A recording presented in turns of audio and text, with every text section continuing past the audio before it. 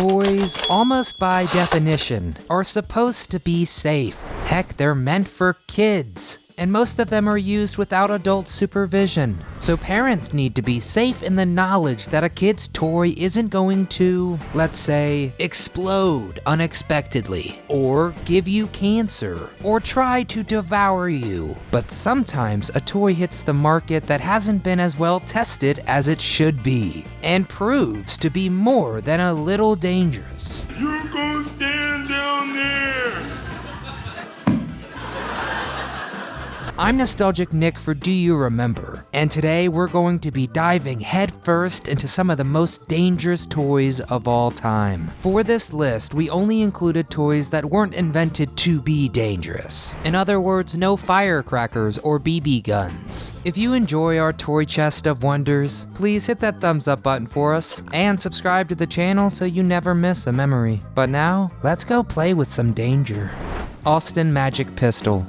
Kids love toy guns. That's a fact. We all played with them once upon a time, whether they shot rubber bands or Nerf bullets. But back in the 1940s, kids were a little more hardcore and played with guns that replaced the harmless ammunition of later generations with explosive chemical reactions and fireballs, because they had the Austin Magic Pistol, a toy that I would have given my left eyebrow for back in the day. The pistol employed calcium carbide, a compound that when combined with water produces acetylene gas and quickly explodes with an enormous bang.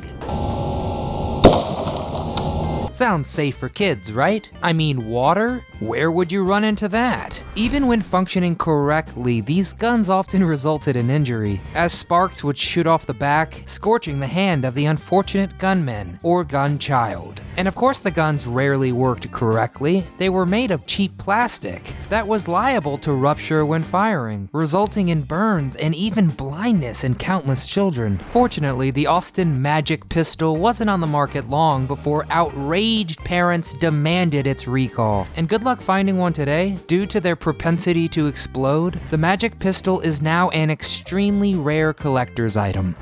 Lawn darts. Imagine the game of darts, except there are two dartboards facing each other, and you have to stand behind your board while the other team throws at it. Sounds both dangerous and idiotic, right? Well, move the game outside, place the targets on the ground, replace finger-sized darts with ones well over a foot long, and voila! You've got lawn darts, the most 70s way to lose an eye. An attempted ban due to obvious injury concerns failed in court in 1970, but by 1988, enough was enough. And due to the fact that over the previous 8 years, lawn darts had sent over 6,000 people to the ER, 80% of whom were under 16 years old, the federal government officially banned the flying spears of death. When they're dropped from 15 feet, when they hit, this is 23,000 pounds per square inch. Still want to ignore safety concerns and risk impaling your friends for fun? Well, you're going to have to buy each component of the lawn dart separately and assemble them yourself, as real lawn darts are still banned in Canada and the US. The game that gave a whole new meaning to the term bullseye. Gilbert U238. In 1950, the A.C. Gilbert Company released the Gilbert U238 Atomic Energy Laboratory, a science kit whose purpose was to allow children to create nuclear and chemical reactions using radioactive material. And if that sentence doesn't immediately throw up some red flags, apparently you haven't spent enough time around kids or radioactive material. The kit contained a cloud chamber that allowed kids to observe alpha particles traveling over 12,000 miles per second. Cool. As well as samples of various radioactive material, including uranium-238. Still cool, but way scarier. Uranium-238 isn't the right isotope for building an atom bomb, but will give you all kinds of lovely cancer in your lungs and bones. Now, Gilbert included a safety manual that told children not to remove the seals on any of the hazardous material. But kids will be kids, and honestly, who reads instruction manuals anyway? The Atomic Energy Laboratory's radioactive danger, not to mention its hefty price tag, meant that the toy's existence in stores was short-lived. They made fewer than 5,000 of these units, but I'm sure it inspired some kids to pursue a scientific career, or it just gave them cancer. Cabbage Patch Snack Time Kids.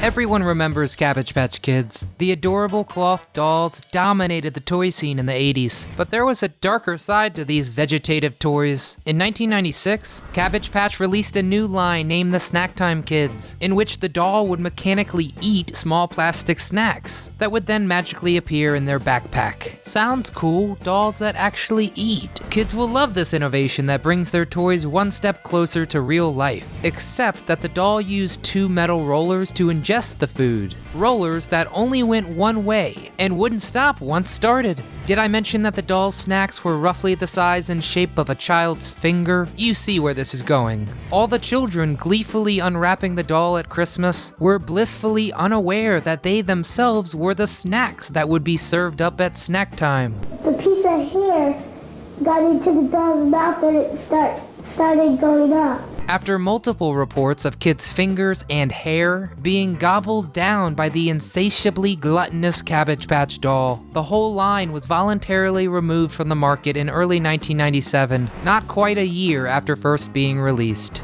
The Thing Maker. At first glance, the idea for the Thing Maker seemed great. Kids get hours of fun making their own plastic toys, then get more hours of fun playing with said toys. 2 for 1. And presto, Chingo, you've got bugs. Squiggly, squirty bugs. Where it all fell apart was the execution. The kit had children heat synthetic plastigoop, the most perfect and accurate name ever, to the startling high temperature of 390 degrees on an actual hot plate. They would then pour this mixture, which smelled like synthetic skunk fart cookies, into molds before letting them cool and commencing playtime. It seems obvious to us now, but having kids handle a molten hot pan of plastigoop is a recipe for severe injury. Needless to say, the Thing Maker was discontinued in the early 70s, only to reappear 2 decades later with a light bulb heating the plastic. Less awesome, way safer. Trampolines! This entry might come as somewhat of a surprise. Despite its dangerous nature, it can still be found at homes all across the country. Almost all of us have used one at one point in our lives, and yet it is one of the most treacherous toys out there, hiding innocuously in plain sight. One for the home allows you to bounce up to 10 feet high, and is the closest any of us will ever get to the childhood dream of flying. The sensation of hanging weightless for a split second at the top of your bounce is magical, but it's on the way down that the problems arise. If you fly off course, you could fall over 13 feet to the ground, or plummet into the metal springs and frame. It hurts, trust me. Trampolines send over 100,000 people to the ER every year, which works out to almost 274 injuries a day. So the next time you want to pretend to be Superman, maybe try a swing set instead. Swing sets. No, I'm just kidding. Clackers. Ah, Clackers. The most unimaginatively named toy ever. And also the toy that both grew boring almost instantly and was impossibly annoying to anyone in close proximity. So the triple threat, really. Clackers consist of 2 balls 2 inches in diameter, connected by a string to a central finger tab. When you swung up and down, the balls would crash into each other, producing, you guessed it, a loud clack. Riveting. But what makes Clackers so interesting wasn't the mind-numbing repetitiveness of playing with them, nor the daggers glared at you by friends and family, but rather the fact that they used to be made of glass. Yes, glass. The item famous for shattering into thousands of razor-sharp shards, which is exactly what the Clackers of the 60s did. Burst into tiny knives at just about eye level. Toy manufacturers eventually caught on, and by the mid-70s, the balls were made out of hard plastic instead. Although potential blindness seems like a fair punishment to me for anyone clacking maniacally. Patrick. Hey, watch out! From lawn darts to clackers, so many dangerous toys. Were you lucky enough to play with any of these as a kid? Did we leave off a toy that actually injured you when you were young? Tell us in the comments below, we read every one. Be sure to hit the thumbs up with your bandaged thumb for us, and subscribe to our channel, or you can't play with any of my toys. As always, from all of us here at Do You Remember, thanks so much for watching.